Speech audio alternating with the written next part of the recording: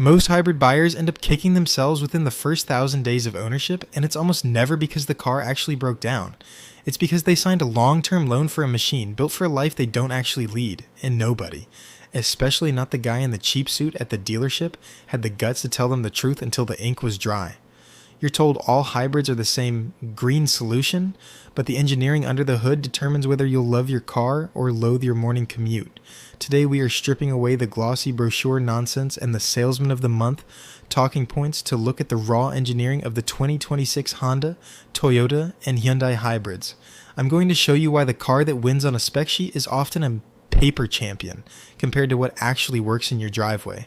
Stick around, because the Wildcard brand on this list surprised me more than any other, and our final verdict involves a quality of life factor that most reviewers are too scared to mention: the Honda Ghost EV, a mechanical curveball.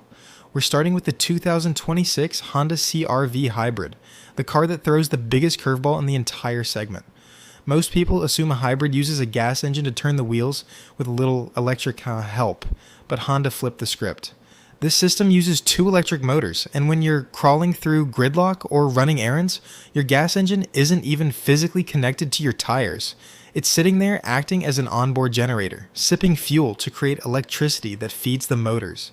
In plain English, you are driving an electric vehicle in stop-and-go traffic that just happens to have a gas engine humming in the background to top off the battery. This engineering gives you something Toyota genuinely cannot replicate: a seamless, punchy, EV-like feel in city driving. There's no rubber band sensation where the engine screams while the car crawls.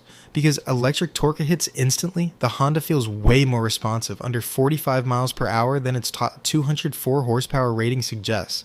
It's a master at recapturing energy every time you lift off the pedal, which is why that 40 miles per gallon city rating actually holds up in the real world.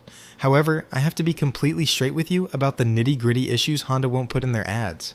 There is a documented pattern of fuel injector failure and carbon buildup on these direct injection systems. It's not an epidemic, but it's real enough that you should budget for a major injector service around 60,000 to 70,000 miles. Furthermore, Honda has committed what I call a cardinal sin for rural drivers. They've deleted the spare tire in many trims. You get a useless can of sealant and a prayer. If you blow a sidewall on a back road at midnight, that sealant won't do a thing. You're calling a tow truck, period. The Toyota Tank, a mathematical masterpiece. Next up is the 2026 Toyota RAV4 Hybrid, the king of the mountain that every other brand is trying to dethrone. People see the letters CVT and think of those old belt-driven ticking time bombs, but Toyota's eCVT is a different beast entirely. It's a planetary gear set, a mechanical arrangement of interlocking gears with almost no friction points to wear out. Most transmissions are a mechanical battle to the death, between parts grinding together, but Toyota's system is a mathematical relationship between spinning gears. It's as close to a self-sustaining powertrain as you can get, which is why you see these cars hitting 300,000 miles in taxi fleets without breaking a sweat. But there is a tax for this reliability, and it's paid in acoustic discomfort. When you floor it, the engine revs to a fixed, high-pitched howl and just stays there. The rubber band effect, until you back off the pedal. It's not a mechanical flaw, but if you're sensitive to cabin noise, it will get under your skin. Where Toyota truly wins the common sense trophy is the interior ergonomics. While everyone else is burying the air conditioning controls 3 menus deep in a touchscreen, Toyota kept the physical knobs in real buttons. For anyone who wants to adjust the heat without taking their eyes off a rain-slicked highway to poke at a screen like it's a giant iPad, this is a massive quality of life win. It's a detail that sounds small until you're actually living with the car every day. The Hyundai Surprise, the driver's hybrid. Then we have the 2026 Hyundai Tucson and Santa Fe hybrids, which use a parallel layout that feels nothing like the other two. Hyundai ditched the CVT behavior and paired a turbocharged 1.6-liter engine with a traditional 6-speed automatic transmission. When you step on the gas in a Hyundai, the car actually shifts. You feel the gears, you hear the engine climb and fall naturally, and that turbocharger provide a surge of low-end torque that makes the car feel genuinely athletic and engaged. If the way a car drives actually matters to you, the Hyundai is playing a completely different game. The catch here is the maintenance and the fuel.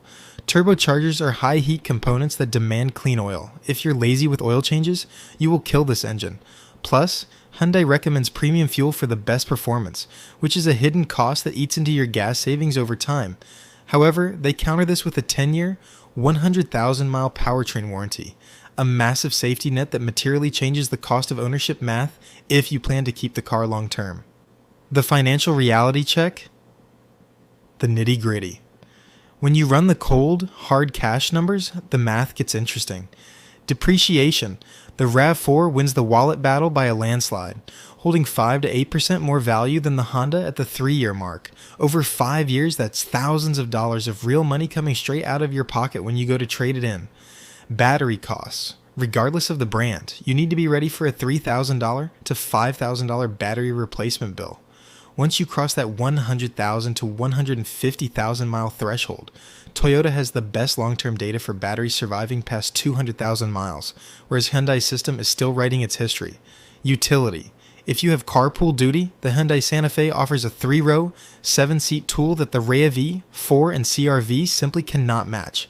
The final verdict. Which one wins? If you want the safest, most boringly reliable bet on the planet, you buy the Toyota RAV4 Hybrid. It is the sensible shoes of the car world, predictable, durable, and packed with real buttons that just work. This is the only logical choice for senior buyers or anyone who never wants to think about their car again. If you live in a congested city and want the most spacious, EV-like experience without the range anxiety, the Honda CR-V Hybrid is your machine. Just budget for those fuel injectors and check for a spare tire before you sign.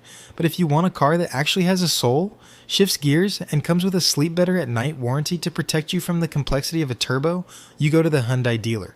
Before you make that final move, I have one more question for you. I'm currently digging into how these 3 systems handle extreme climates, from desert heat killing Honda's cooling to high altitude turbo lag in the Hyundai. I want to hear from the people actually living it. What climate are you driving in? Because your real-world data on snow, ice, and desert heat is worth more than any lab test I've ever read. Drop your mileage and your location in the comments. I'm using your feedback to build our next deep dive. I'll see you in the comments.